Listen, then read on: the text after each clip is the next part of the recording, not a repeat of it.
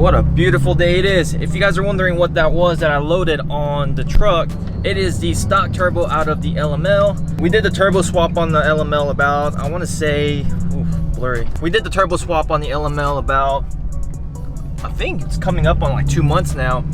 And the reason why I haven't shipped it back until now is, one, in case I needed it. I just wanted to make sure everything was okay before I send my old turbo back. And it's been 2 months, haven't had any issues, got the truck retuned, everything's... I'm here with Matt over here. We have a 2020 Duramax sitting behind us. This was a Sema build to go to Sema this year. Obviously, we all know what happened. Sema's canceled. Sema 2020, as we officially know, it has been canceled. But he is participating in Sema 360, which is like a virtual event. Basically, what I want to do is we're going to show the truck, but we also want to kind of get to know Matt, figure out what inspired him to do this build. So Matt, what made you first buy a GMC, 2020 GMC? Because you bought it when it first came out. Yeah. And then why you decided to build it for Sema? So decided to buy the truck because somebody wanted to buy my 2015 LML off of me. So they made me an offer I couldn't refuse, and I was like, all right, time to let it go. And it was honestly my wife's idea to take it to Sema. It was, she came up one day and she said, hey, for my anniversary gift to you next year, I want you to build a truck and let's take it to Sema 2020. And you know, kind of did a double take. I was like, are you sure? Do you know what you're committing to? Right. And she was like, yeah, I understand what I'm getting myself into here, so let's go. And from that moment on, it was like the week after SEMA 2019, it was full steam ahead, finding a vehicle, trying to find what we wanted to go on the vehicle, starting with the lift obviously, and wheels, and you know, it was just full steam ahead after that. Okay. Can you share with us kind of how you got to be able to like go to SEMA or register for SEMA? I hired a build manager. I stole a page out of D-Max Rhino's book. What's up and good morning, guys? Watched his channel a lot from his journey to SEMA 2018, I think it was. And so I stole a page out of his book. I still have a full-time job, so I was like, hey, I'm gonna hire a build manager because I really don't have a lot of time to try to recruit companies and everything else. And I'm not well known in the influencer or truck world, so I was just like, let me do the best I can to, you know, get this thing to SEMA. And so I hired Sean Lewis from SR Designs to help get me there. Nice. Can you tell us more about, I guess, your truck? Yeah, so the truck is a 2020 AT4 carbon black metallic. It's not really black. It's black, but it's not really black. It's a dark gray, as you can tell. Right. It's running the Kelderman 7 to 9 inch front lift, 6 to 8 inch rear. We'll be putting our hostile HF04 Punishers on it and wrap those with some Toyo 40 by 1550s. Okay. That's the big picture stuff that we've done to it right now. So little picture stuff, we have our tow mirrors painted to match along with our accent color. We've whited out our roof marker lights. Our headlights are also color matched and they have our accent color inside of them. Okay. Bumpers waiting on paint, grill waiting on paint. We had a custom grill made up by Gravel Empire, all wired grills. Big Lou out of California. R1 rotors. We have a Viair onboard air system that's going to manage the rear air as well as our horn blasters, train horn. Gen Y ultimate, you know, the ultimate drop hitch company out there up in Indiana. Shout out Gen Y. No, so Gen Y, let me tell you about that, right? So Gen Y is the first company that I probably contacted. Yes, they are the first company that I contacted. Yeah. They're from Indiana. I'm from Indiana. Oh, you're from Indiana? And okay. I was up there over the holidays. So in your truck? In stock. My truck. It's stock. Yeah, okay. Drove the truck up there. They gave us a tour of the facility. Oh, that's cool. You know, showed us around and everything. Talked to them guys. Great company. Love them to death, especially since they're from Indiana. And so that was the first company that I actually talked to. We have the Wicked Customs Goliath mount on the back. Powder coating, all done by our boy Brad over at Vivid in Columbia, South Carolina. We ain't got no steps though. I ain't got just got to jump in. We're going to have to jump, man. We're going to have to run it. We're going to have to run and jump in, and we're going to have to PLF out of it. Oh my God. Hey, good thing you're airborne. I know, right? Feeding these together, troopers. So this right here was a this is something that's near and dear to me. So Truck's nickname or name to me is No Greater Love, because I truly believe that there's no greater love than to lay down one's life for his friends. And when me and my wife started talking about putting the build together, we discussed things that were like, you know, like what theme could we go with, or what could we build it off? And she's like, hey, you've been in the Army for 20 years. Why don't you do something that surrounds that encompasses everything that you've seen, things that you've done and everything. And one thing that I wanted to pay honor to was the 82nd Airborne Division and my time that I spent with that unit. Almost 10 years in that one place. Been on multiple deployments with those guys and lost a lot of great friends with that unit. So the truck has earned her combat badge by going through everything that she's had to go through. So there you go. We put the 82nd Airborne patches on her on both sides. That's sweet. I really like that. How did you get that cut out? So Kelderman actually did that for us. Cool. So typically when you buy their lift, it comes with a similar plate that has a K on it. Right. And I just asked them for the, you know, for the build, for the theme of the build and everything, to put a 82nd logo patch on there. Okay. I emailed them the patches. They designed it all up, framed it up, cut it out, sent it to us. Okay. So I guess in that, because we're talking about that topic, is that why the color scheme is kind of the green, like the military green? Yeah, that's exactly why. My wife wanted it. She was like, my wife is the color person. Yeah. You kind of hear me say that. Like I refer to her for all. I always default back to her when it comes to a color question or, hey, what should I do about like anything with the color? She has the eyes. I don't have the eye for it. So in her mind, like she was like, don't get a black truck, get a dark gray truck. And then she has like, I have this green color in my head that I want to find.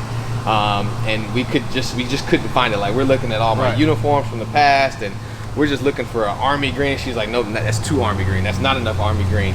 And one day we're sitting on the road, and she sees a 2019, 2020 Challenger drive by. Right. And she says, that's the green that we need. And I was like, what? And she was like, yeah, that's the green. So you go chase them down. Really. So I literally went to Milton Rubin Dodge, and I ordered a ton of color swatches from Prismatic, and just started sitting out there color matching color, trying to find the closest one. And about 2 weeks later, somebody had already cracked the code on it, and they posted it on Instagram, and I saw it, and that was it. So it's F8 green is the color code by Chrysler. Okay. And Prismatic is called Calypso Green. Oh, so this is a Chrysler color on a GM. Yeah, it is. It's a Chrysler color on a GM. Looks good though, I like it. Big special thanks to my family who sacrificed a lot of time with me so that I could come here and play on the truck or have fun or work or slave or whatever you want to call it.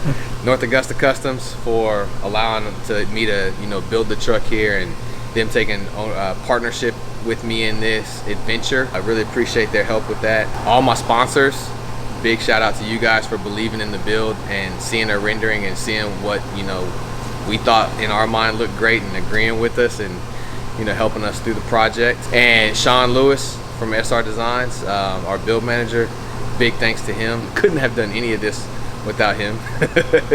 Literally. Yeah. And I do want to thank some of the YouTubers out there that I've watched take vehicles to SEMA and learn from their tips and tricks of the trade. I mentioned Ryan earlier, guy that I watched for 2 years, just trying to, I watched like all his SEMA stuff. I watched the whole thing too. It was interesting. It was. It just like, I mean, there's been times that I've had to go back and rewatch some of his videos. Like the other day I watched his video about rock light placement and stuff like that. Oh yeah. Just trying to like pick up little tips and tricks from other people. I've never done it, so, you know, big shout out to that for helping us learn. So obviously COVID had huge impact. SEMA got canceled, and aside from SEMA being canceled, like how has COVID really affected your build and basically with your truck? There's little things that we were not able to do with companies being shut down, but outside of that, I'll tell you, like, one lesson that I learned from one of D-Max Rhino's videos was don't build a truck if you don't have a budget for it, and don't expect sponsorships. That was one thing that I noticed really early on in my discussions with Sean, is like, hey, when the effects of COVID started to go into May and June and July, he was like, the biggest thing was, hey, everybody shut down. People can't make parts. People can't do this. We're just going to have to hold off and wait. We're going to have to hold off and wait. Initially, I was guilty of it. I assumed that, like, hey, I'm going to SEMA. All these companies are going to want to throw parts at you and, you know, get stuff on your truck, and that is not the case. I learned that really quickly. Outside of that, you know, we had to take it back to the drawing board every time that a company was pulled out or just wasn't able, not to say pulled out, but just wasn't able to help support us because of their financial constraints. So it's truly a blessing that we did get the partners that we do have on the truck right now. Way before COVID, I knew Matt was going to be taking this truck to SEMA, and I was really stoked about it. And when I found out that SEMA got canceled, I was actually really curious to see like what would happen to all these SEMA trucks. I'm really glad that you at least get to participate in SEMA 360, and hopefully you get to take your truck to all these truck shows. I mean, there's a lot of truck shows like on the East Coast, Tennessee, Myrtle Beach, Daytona. So we hope to see your truck at all those shows. Definitely will. All right, cool. So probably going to be at Kelderman booth or at Hostel's booth, or whoever wants to sponsor us. Whoever wants to put us in a booth will definitely be there. Exactly. The biggest debut is coming at Lone Star Throwdown. Oh shoot, you're going. We are going to Lone Star. That's the actual first official meet that we will be in. That's supposed to be the debut of the vehicle, Lone Star 2021. Dang, that's in sick. February. And then it's just on and popping from there. Okay, cool. So basically, I wanted to make this video to highlight his build. I mean, Matt is local to me, and I wanted to kind of give him some credit for building a SEMA build. SEMA build is, as he said multiple times, D-Max Rhino, in D-Max Rhino's video, SEMA crunch is real.